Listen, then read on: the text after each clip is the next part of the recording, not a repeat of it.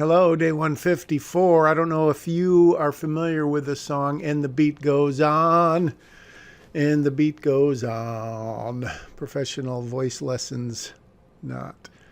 But that's literally what it feels like. Just slogging through these scenes. When I do the voiceovers of what happened, let's see, 1225. So, man, I'm staying right about at 6 weeks. I could have sworn I'm getting caught up, but just barely.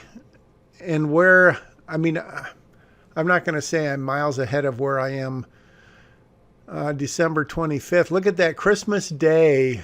That was the point I was going to make. It's Christmas Day in the USA, and this screenwriter is writing. Is that it's either a very sad commentary or a very dedicated one. Well, it's not a dedicated commentary, but it either goes to show this fella's dedication or the fact that he is just such a loser that he has nothing better to do than write on Christmas. But I do remember, and I think I've done this for a number of Christmases, like a lot. I like it a lot. I am typically an early riser, and as our kids grew up and got older, it's not like they wanted to open presents at 7 or 8 o'clock. So I probably had plenty of time in the morning, but I probably spent 40 minutes, give or take, writing, which really isn't that much in the grand scheme of things. But anyways, so the point is, you got to write to write. You could take holidays off. You could take weekends off. But if you have a day job, that doesn't give you much time to write except at night. It would be interesting for me to go back and see what's the longest period in days or weeks or months that I haven't done any screenwriting. That would be super interesting. Unfortunately, impossible to track. But I can't imagine. Even when I was making my movies, was I working on other scripts?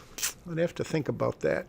But certainly, if you're serious, and unless you're a total golden child and just have the gift of whatever, I can't imagine going more than a week without doing some writing, even if it's outlining, et cetera, et cetera. Just to think that I don't think there's anyone who thinks they can write once a month and become a good screenwriter, just like a novelist or name your profession and really get good at it.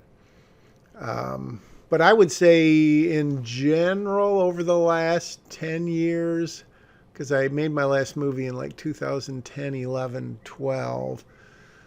So since then, I would say I would write 3 days a week or more. What do I have to show for it? Well, I've got a couple of awesome spec scripts you're welcome to purchase. Go to scriptrevolution.com and you can read them. All right. The whole time I've been talking, I have been, let's see.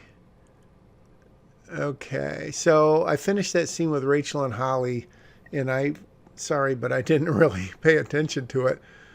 But I have a feeling it's way too long.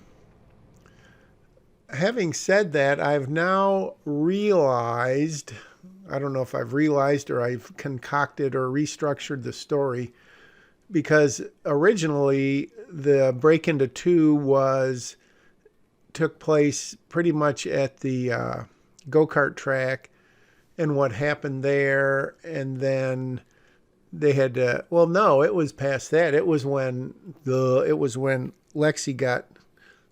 and Luke at the time got basically kidnapped. And Holly was going off to Washington, D.C., whatever. So I realized that I couldn't quite get to that point fast enough because I've got so much more story now between, not really story, but kind of fleshing out Holly a little bit more in her normal life. And then, obviously introducing the whole Rachel element and all of that. So now what I'm thinking and what I'm working toward is really the break into two is when the road trip begins. And I think that is a proactive enough move for Holly to say, all right, we're going to do this. Here we go. Boom. And then they go.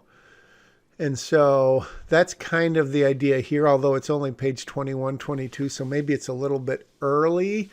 And in this version of the story, Lexi has just been told by Holly that she is going with them.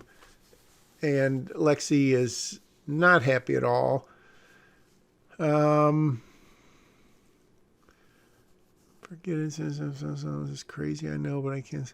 So Holly is doing this ostensibly, or maybe for real, really and truly, because she doesn't want Lexi to go anywhere on her own without protection because the father is out and blah, blah, blah.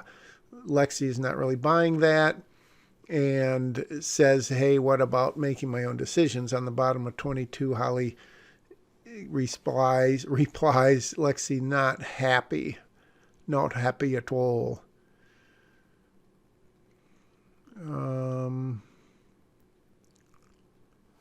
So then oh my gosh, well, there's Christmas Day.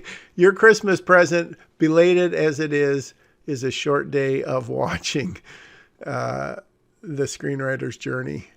Obviously, I was not even paying attention to the total time for the day, so I went over. So I've got the title card up over my voiceover. But I must have heard Santa coming because I literally cut that scene off right in the middle, which makes me super excited, as I know you are, to come back tomorrow. Thanks, and again, a belated but very sincere and Merry Christmas.